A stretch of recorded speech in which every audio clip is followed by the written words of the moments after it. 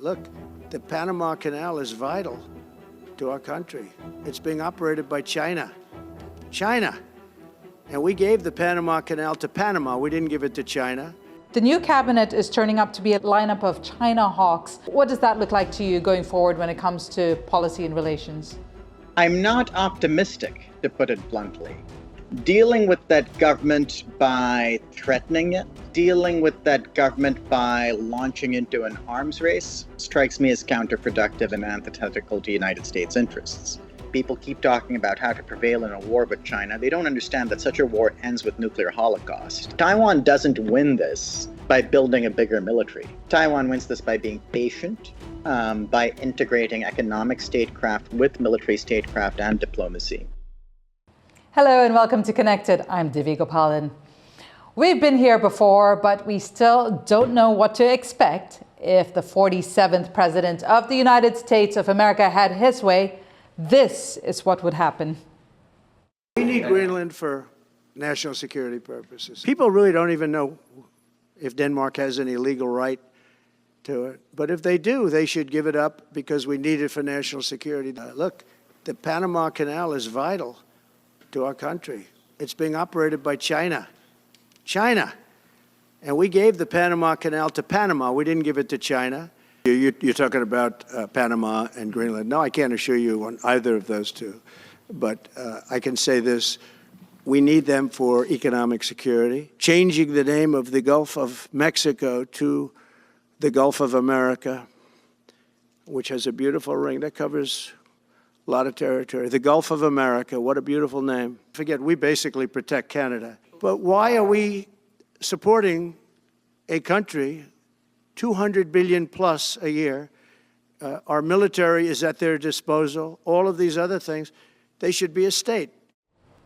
So we ask, as Donald Trump begins his second term in the White House, what can we expect for Taiwan, China, and the rest of the world? To discuss this and more, we are joined by Sulmaan Khan. He's a professor and Denison chair at the Fletcher School at Tufts University in Massachusetts, but is currently joining us from Hawaii. Thank you very much for being on the program. As you're in Hawaii, the 50th state, I want to bring up Trump speaking about making Canada the 51st state of the United States. What do you make of that? Having lived through one Trump presidency, I'm just kind of flummoxed by what to expect of the next. Hawaii was annexed, of course, back in the day, and it was, interestingly enough, done through a combination of mercantilist interests, good old-fashioned imperialism, which we now denounce, and has left a legacy that, you know, even wandering around here, you can sense that imperialism leaves its scars. You sense this in Taiwan too, but you sense it over here certainly. And the notion that Canada would be in any way, shape, or form welcoming of American imperial advances is one that would be laughed at by sane Americans and sane Canadians. Right, and going on that thought, and perhaps not specifically about what he said about Greenland or the Gulf of America or making Canada another state, why do you think this is the setup for this presidency? We didn't hear that so much of this in the last Trump term. Mm-hmm. That's a great question, and it's a question that requires a Donald Trump expert, which is probably something that is extremely hard to come by. The best explanation I have goes like this. In normal times, one expects the President of the United States to act in some way, shape, or form to pursue a definition of American interests. And you make sense of policy accordingly. Joe Biden, for example, continuing with Trump's extremely tough policy on China, doubling down on Taiwan being something that the United States would be willing to protect. That was something that was seen by a broad spectrum of people as in some way, shape, or form conducive to American national interests. You go back to the president Trump invoked, William McKinley, has a set of very different interests, but a clearly defined geostrategic rationale for what he does. Nevertheless, Theodore Roosevelt would memorably say he had all the backbone of a chocolate eclair. With Trump, however, saying there's a national interest at stake is misleading. First of all, there's good old-fashioned political pandering. The president is a popular political figure. Pandering to a demagogue makes for, much as I hate to say it, sound professional success if you're a politician, not a leader. That said, there is also the United States like all countries, has good and bad mixed into its history. It's a country that stood for freedom. It's a country that has stood for liberty. It's a country that has been at the forefront of many of the struggles for human rights over the decades and centuries that it's been a part of the international community. It is also an empire. Like the empires it pretended to abhor, it has a history of practicing good old-fashioned imperialism, whether it's Hawaii we were talking about, whether it's the conquest of lands on the continent and the genocide of the Native Americans, whether it's the annexation of the Philippines, whether it's Puerto Rico. That legacy is still with us too. And that darker side to American history, tapping into it, is something that I think people can be guilty of and are guilty of in this day and age. Right. So let's go to some real sovereignty claims that we've been hearing for years outside of the US, and that's the People's Republic of China, which claims Taiwan as part of its territory, despite the Communist Party never having ruled it. In your latest book, The Struggle for Taiwan, you write that a new trend swept American policymakers and cite high-level visits like Trump's former secretary, Mike Pompeo, or Nancy Pelosi, the sitting House Speaker at the time, coming to visit Taiwan. Do you see these kinds of gestures continuing in this new administration? I would assume so. And I would assume that on a very simple basis, which is that one of the very few things, perhaps the only thing that has bipartisan consensus in Washington and has enjoyed it for the last, give or take, 7 to 8 years, is the need to get tough on China. What getting tough on China means, people are very hesitant to spell out clearly. But especially post-COVID, that consensus solidified. Someone had to put China in its place. And one of the ways of doing that, of course, was by visiting Taiwan and provoking China by saying, no, Taiwan is something that is worth standing up for, and we Americans are going to go pose for a photo op in Taipei. That, I think, is something that's not going to go away in the near future, and I think you'll see more of it in the years to come. Right, and as far as giving China or challenging China, the new cabinet is turning up to be a lineup of China hawks. Does that immediately translate into deteriorating relations between Washington and Beijing, or what does that look like to you going forward when it comes to policy and relations? I think it depends on what the China hawks decide to do, obviously. I'm not optimistic, to put it bluntly. I think the problem when one starts out with either a hawkish or a dovish view is one is unresponsive to evidence. And policy making, to my mind, is about being responsive to evidence. China, whether we like it or not, and don't get me wrong, there is a lot about the regime, especially under Xi Jinping, that is not very likable. But whether we like it or not, it is the government that is in place. And in some way, shape, or form, it has to be dealt with.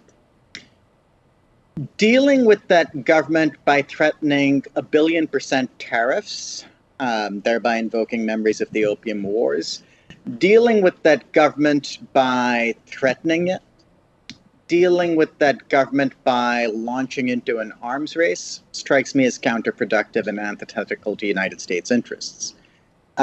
These are calculations that are not necessarily ones that would play well with the idea that getting tough on China is the way to win political points.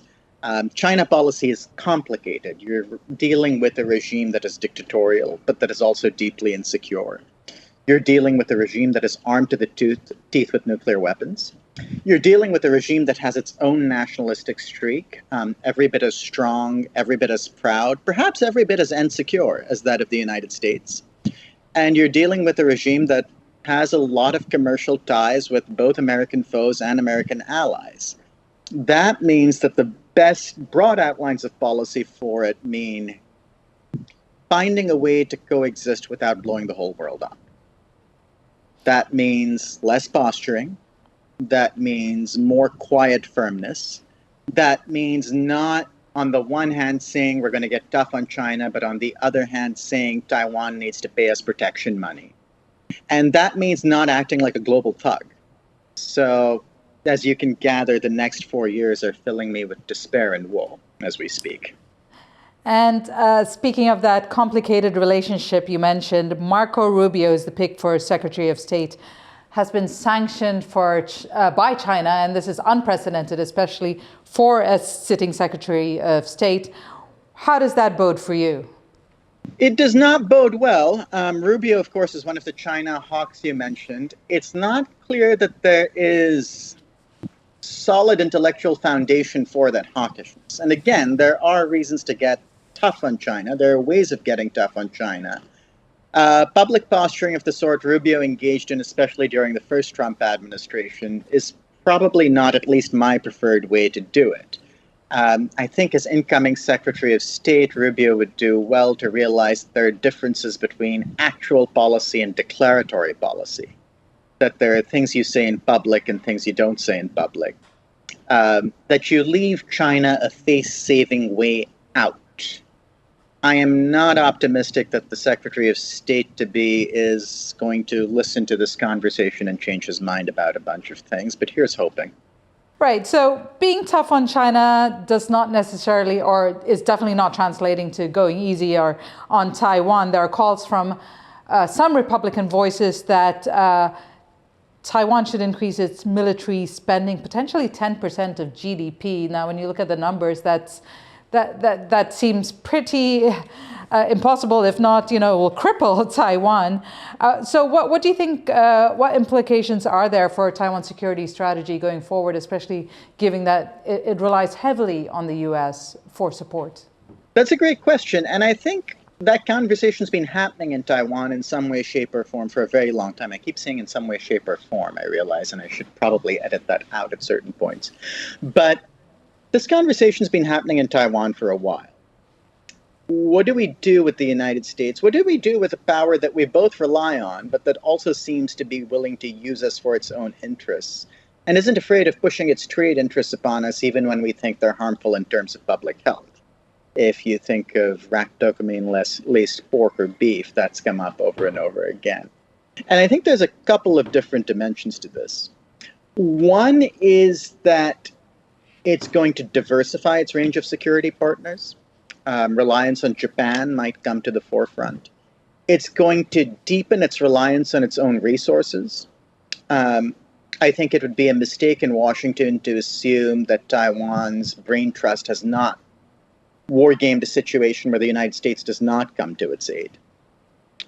And I think it's going to find that it has it in itself to make victory for China, if not impossible, at least very costly, even without the United States involved. And one of the reasons I say that is that if you look at the history of the island and the resistance it's put up when it's been conquered before, when it's been taken over by Japan following the Treaty of Shimonoseki of 1895, when Chiang Kai-shek came in after World War II, Taiwanese had a way of making it very hard on people who came in to colonize them. And they often did that without external aid. And relying on that tradition more than on Donald Trump would seem to me to be the way forward, especially with Elon Musk in the building. Okay, since you mentioned him, what are your thoughts on having all these other players now that have the president's ear that are not necessarily part of this administration or should not be part of the administration as they've not been elected in any way or form? Well, I think we're broadening the conception of what an administration and what a government are, right? There have always been lobbyists. There have always been powerful lobbyists who have the ear of Washington. People said it was a workers' movement that propelled Trump to office. There was also a billionaires movement, if you want to think of it that way, if there is such a thing. And that makes it very interesting. Now, what that does, of course, is it makes China policy much less predictable. you have on the one hand the political wing, the people who are winning votes by saying we're going to be tough on China.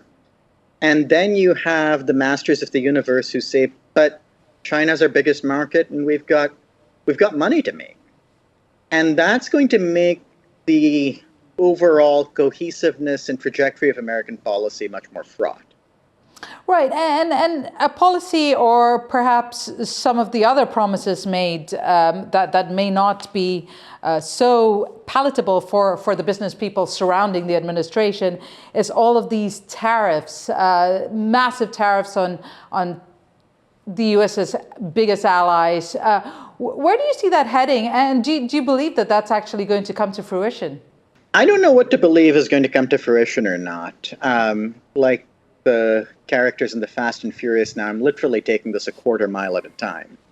I think it could come to fruition because I think once you unleash insane nationalistic sentiments and tie them up with policy, it can be very hard to back down.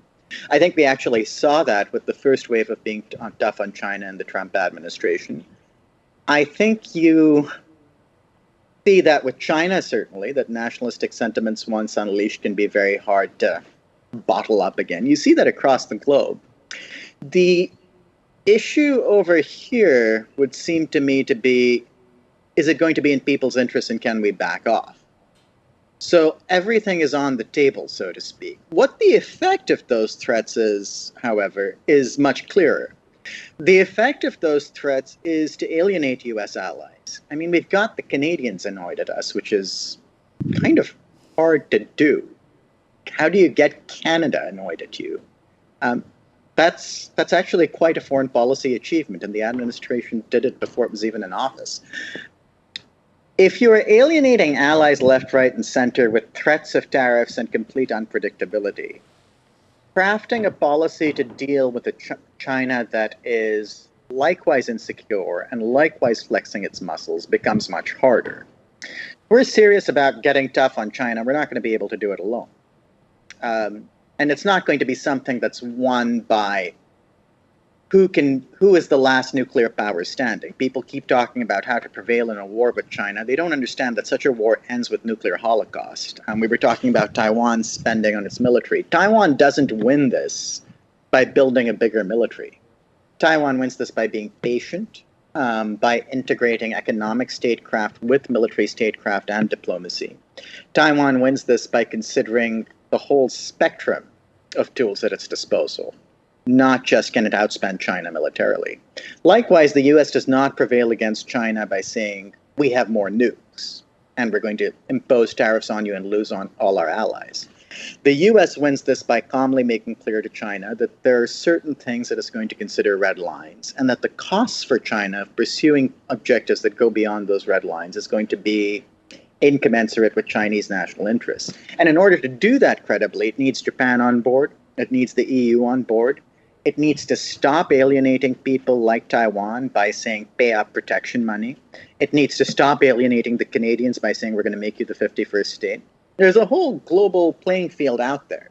If the United States becomes like the forces it is seeking to combat, it's already lost. When it comes to China, is the threat of tariffs enough to bring Beijing to heel, or to bend more a little bit towards to what the Trump administration wants? Or are we likely to see the tit-for-tat tariffs warfare that we saw in Trump 1.0?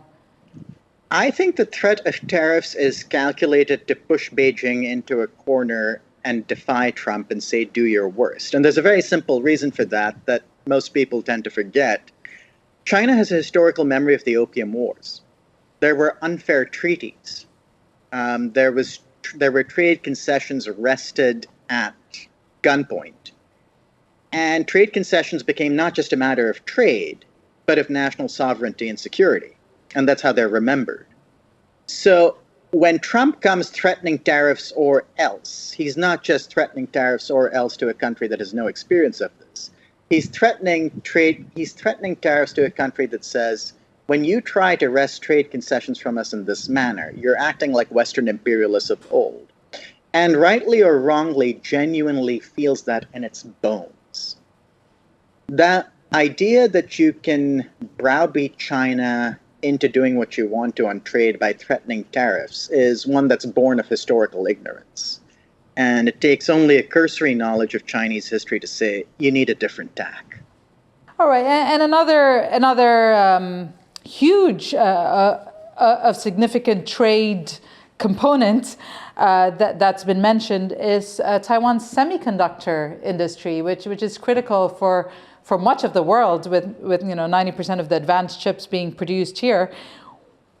We've heard Trump kind of throw up some fighting talk about it being stolen from the US, and again, we're not going to pay credence to that.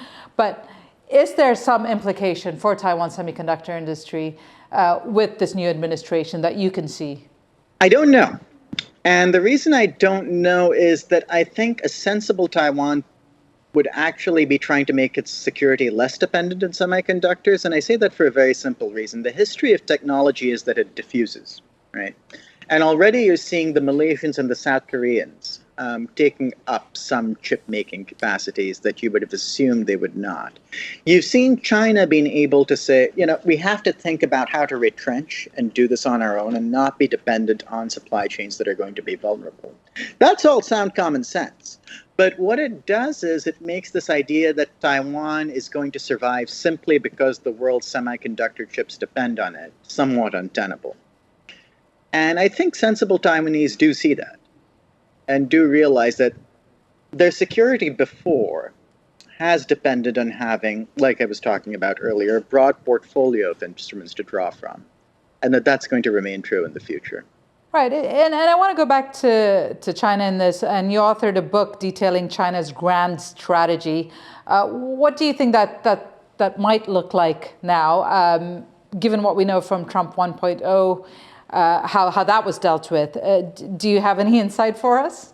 Well, it's interesting because much of Trump 1.0, if that's what you want to call that era, seemed to be characterized, and I would say this stretched into the present.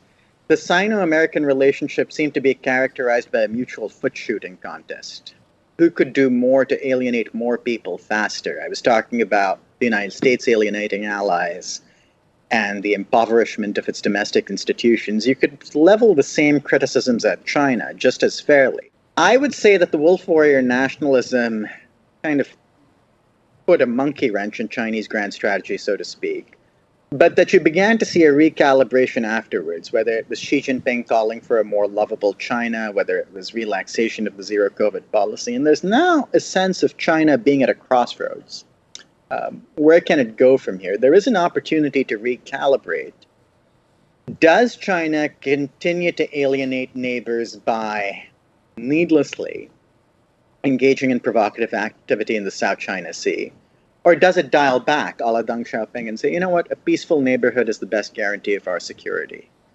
Does it keep reacting with a hurt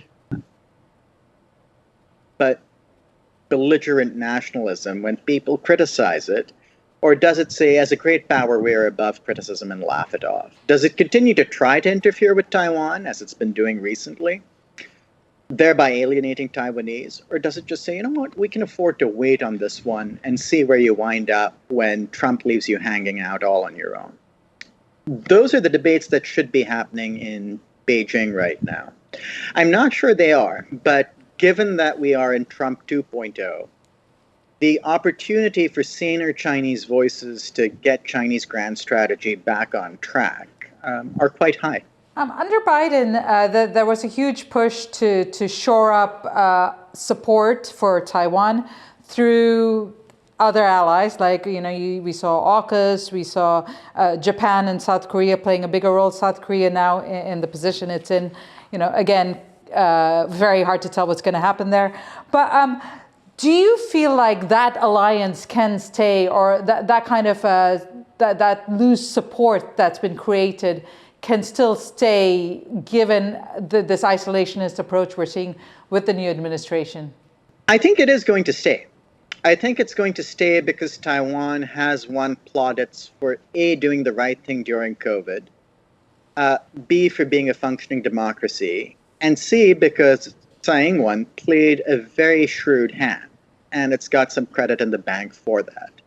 I think those alliances are going to become all the more important because increasingly it will be seen as something that has to be done without the United States involved.